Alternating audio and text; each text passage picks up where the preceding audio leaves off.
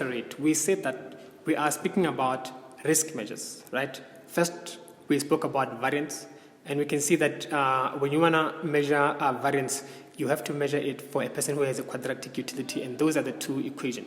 So I have drawn two examples there, A and B. As you can see, B would be considered more riskier than B. B would be considered more riskier than A because it is more volatile. There are some values which are far away from the mean. So hence A is a better investment, more especially if they have the same returns. So if you are risk averse, you would probably take A, right? And then we spoke about semi-variance of return. So this is the variance below the mean, hence I showed X bar. I think I made a mistake over here. So this would be squared.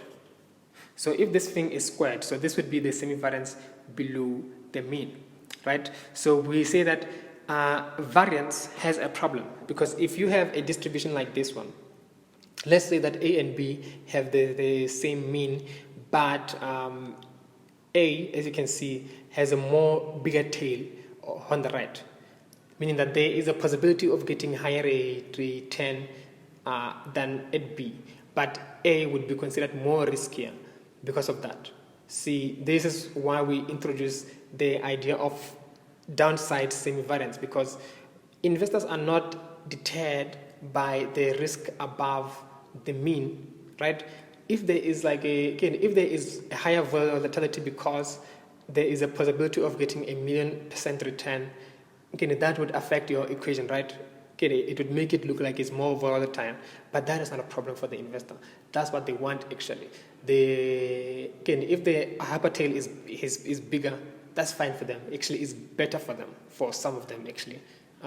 So when you think about these investors, you need to say we are trying to find what is the variance below the mean or below X bar. So that is what we mean by semi-variance, because the variance below the mean will tell you how much do we stand to lose, or how is the volatility below our mean.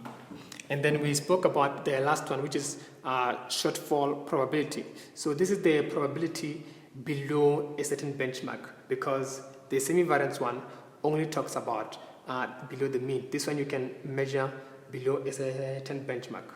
As you can see, the benchmark would be labeled as L, but this one only measures the probability, not the deviation from the mean. So this is the main difference between our two risk measures. So thank you.